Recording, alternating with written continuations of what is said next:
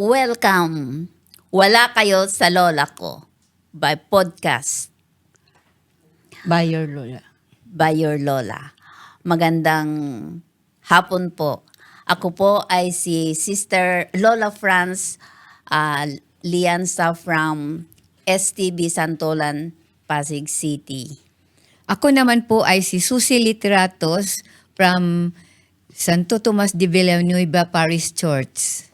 Ako naman po si Lola Silvia from STB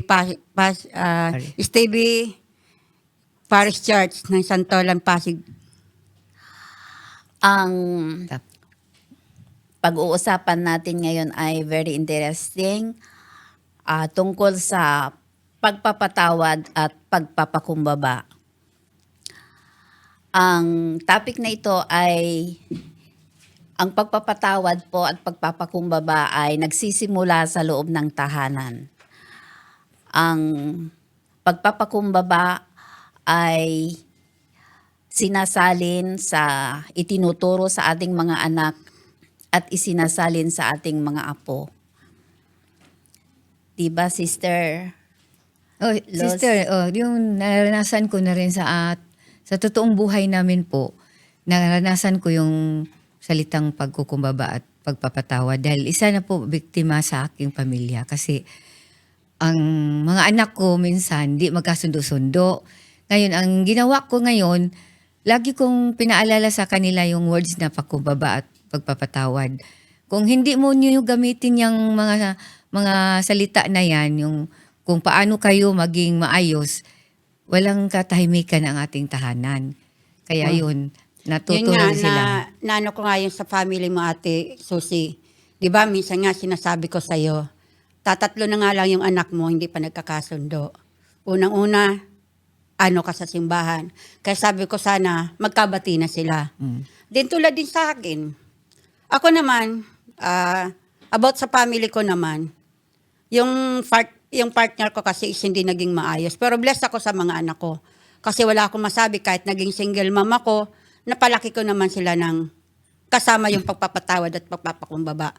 Kasi sabi ko sa kanila, nag-iisa na lang akong nag-aano sa inyo. Wala na nga akong kasama, wala yung ama nyo, tapos ganyan pa tayo. Nasaan yung ating pagsasama niya kung ganyan tayo, hindi tayo magkakasundo? So ngayon naman, about naman sa partner ko, parang ang hirap lang patawarin dahil nga sa nangyari sa amin. Pero inuunti-unti ko naman siyang mapatawad dahil nga andyan mga anak namin. Sabi ko na lang kay Lord, Lord, bahala ka na sa akin, magbigay ng sign kung paano ko siya mapatawad at mabawasan yung galit ko sa kanya. Siguro naman dahil sa naging ganito na ako, sa simbahan na ako, na ano ko na rin na unti-unti, sana maging maayos din kami. Di ba? Oo, wala namang imposible sis sa Lola Silvia, sa Panginoon. Kung humiling ka at gabayan ka, talaga naman, ang prayers talagang napakalaking Tama. tulong para sa atin. Oh. Manalangin ka lang ng taimtim, talaga naman. Maramdaman mo, nakikilos ang Diyos sa buhay mo, ang banal na espiritu. Kaya, huwag tayong mawalan ng pag-asa. Kung tayo ay mapagpakumbaba, mapagpatawad, sigurado, malayo tayo sa kaguluhan. At ang komunidad natin ay hindi na tayo makabigay ng problema pa sa komunidad natin kung tayo mismo ay meron na tayong daladalang ganyan na yung pagpapatawad at pagpapakumbaba. Maituro natin sa ating mga anak hanggang sa ating mga apo, malesen na yung problema ng ating komunidad.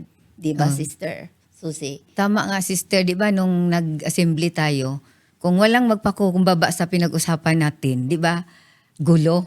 Ngayon, nung naisip ko yung pagkumbaba at papatawad, mabuti na lang yung ating mga kasamahan ay naigamit nila yun. Kaya maayos talaga pag gagamitin mo yung words na yan. Oo. At di ba, sabi rin, yung laging nagpapakumbaba, nagpapakababa, ititiataas ni Lord. At kung sino yung nagmamataas, yung mataas ang pride, ibinababa ni Lord. Naniniwala ba kayo doon, sis? Oo naman. Sis, mga lola? Oo naman, kasi basta't lagi naman natin isisintersigad sa ating usapan or sa naman sa araw-araw natin. Kasi lagi naman, si Lord lagi ang nagagabay sa atin sa lahat ng ating pangangailangan or sa mga lakad natin. Kaya kahit naman mga anak ko, inaamin ko, mga anak ko is hindi talaga sila palasimba. Sabi ko nga sa kanila, sana one time, mahila ko rin sila. Para yung maging smooth ba yung ng family. Kasi ikinaano ko na sila na pinapakita ko na sila ngayon kasi kailan pa kung wala na ako, wala na sa kanila magagay, di ba? Siyempre dapat sa akin mangunguna yon. Makikita nila na kung paano ako kay Lord. Oo, tama. Kasi tayong mga lola, mga nanay sa ating mga anak, kung ano yung ginagawa natin, hindi man tayo magsalita, kasi experience ko yan eh, hindi man tayo magsalita kung ano yung ginagawa natin, nakikita ang mga anak na yan. Ang anak ko nga natutuwa. Hindi man ako magsalita, pero alam ko sa puso at isipan niya, yung ginagawa ko, parang naitanim na rin sa isip niya, sa puso niya. Kasi kung halimbawa, oras ng gawain, siya na yung nagsasabi sa akin, Mami, araw na ng gawain niyo ngayon. Sabi niya sa akin, hindi ka ba pupunta? Hindi anak, nag-aano ako, pupunta ako, ganyan. Kaya alam ko rin na ang Diyos napakabuti. Hindi ka man magsalita, basta yung panalangin mo. Sabi ko, Lord, alam ko na darating din ang panahon. Kung paano mo ako tinawag, ganun din mo tatawagin ng mga anak ko.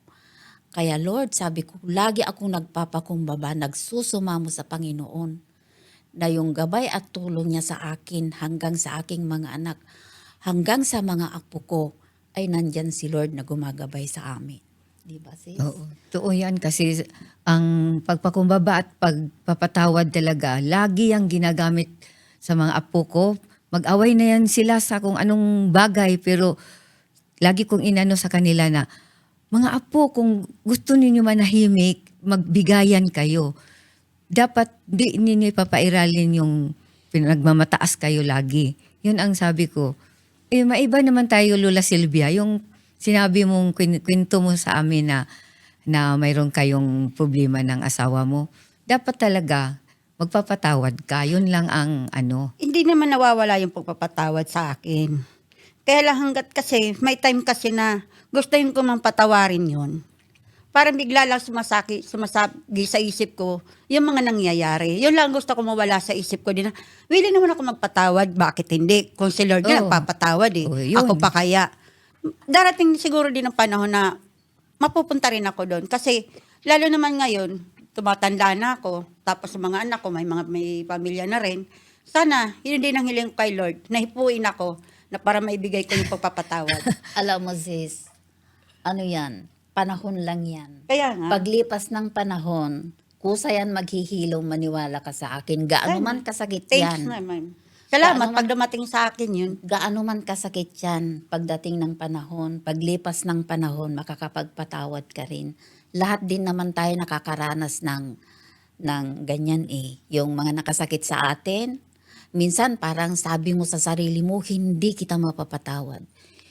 Pero God is good. Pag kukumilos sa buhay mo, pagkagising mo isang umaga, parang napakagaan na yung dibdib mo na para bang wala nang nangyari. Parang napatawad mo na. Tapos, na-experience ko yan. Tapos, pag nagkita na kayo, nginitian ka lang, parang wala nang nangyari. Paano man ako ngingitian nga mamasalubong? Isa bahay kasama ko. Sige kaya. Pero bakit hindi ko magawang mapatawad siya? Dahil lagi ko naiisip ang nakaraan. Dahil napakalalim. Ang hirap bunutin. Ang ganda ng topic natin. Di mo alam itong topic natin ngayon. Baka sakali, pag umuwi tayo, magawa mo yan, Hindi. Lola Silvia. Ano lang, sa lang ni Lord ang makakapagbigay sa akin kasi kung babalikan ko siya talaga is napakahirap. Tutulungan ka namin. Siguro na- sa lahat na naging nagkaroon ng asawa or partner sa buhay na katulad ko. hindi siguro talaga ninyo mararanan na may ano, kung halimbawa nangyari sa inyo, kahit siguro kayo, hindi magagawa nyo nagawa ko. Kasi, sorry, sa nangyari. Kasi, about topic sa family talaga, hindi ko may iwasan yung hindi ba. Kasi, super. Hindi ko man ma-explain kasi kulang ang oras. Pero talagang, kasi nangyari na sa akin sa family ko na magulang ko rin mismo eh.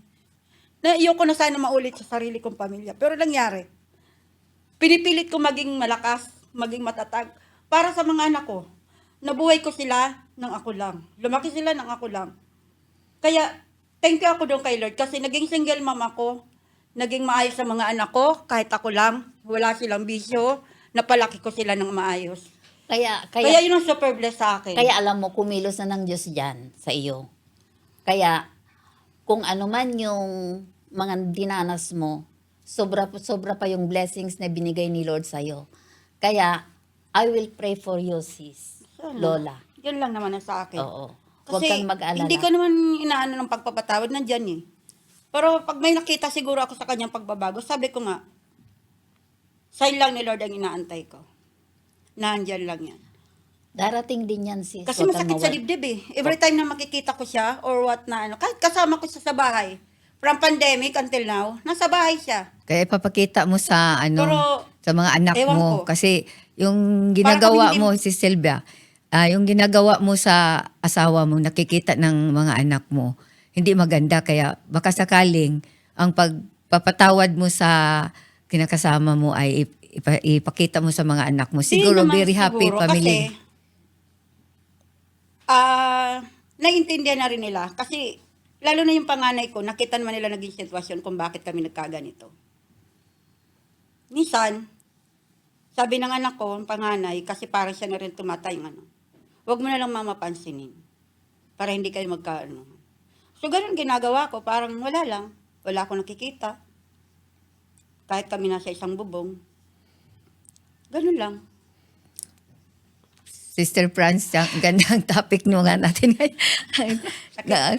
Ang topic natin ngayon ay halo-halo na. Oo. Kaya nga Okay. ang maganda yan kasi Mm-mm. di natin pinag-usapan pero tugma sa kanya eh. Yun nga interesting nga yung pagpapakumbaba at pagpapatawad. Sa totoo lang, mahirap magpatawad. Lalo kung sobra kang nasaktan. Ngunit wala tayong ibang lalapitan kung hindi ang Panginoon. Yes. Para sa Amen. ganon, kung anuman yung dinadala natin sa pamamagitan ng ating paghingi ng awat habag sa Panginoon, talaga naman, kikilos ang Diyos sa buhay mo, ang Holy Spirit maniwala ka sis. Huwag ka lang mawalan ng pag-asa. Huwag kang tumigil ng manalangin sa Panginoon. Ibibigay Amen. ng Diyos sa iyo yan. About naman dyan, hinihingi ko na ng tawad ang ang sarili ko kasi bakit di ko magawa? Lord, anong dahilan? Bakit hanggang ngayon di ko magawang patawad sa Kanya? Patawarin mo ako, Lord, sa nagagawa ko sa ngayon. Pero siguro, sign mo lang, Lord, ang naantay ko talaga.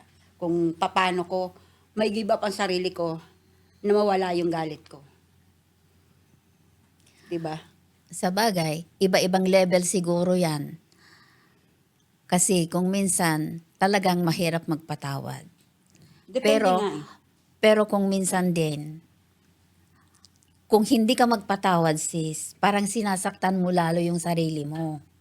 Kaya kailangan palayain mo yung dibdib mo at saka isipan mo. Kasi totoo yan eh. Pag Parang hindi naging ka, manhid na ako, sis eh.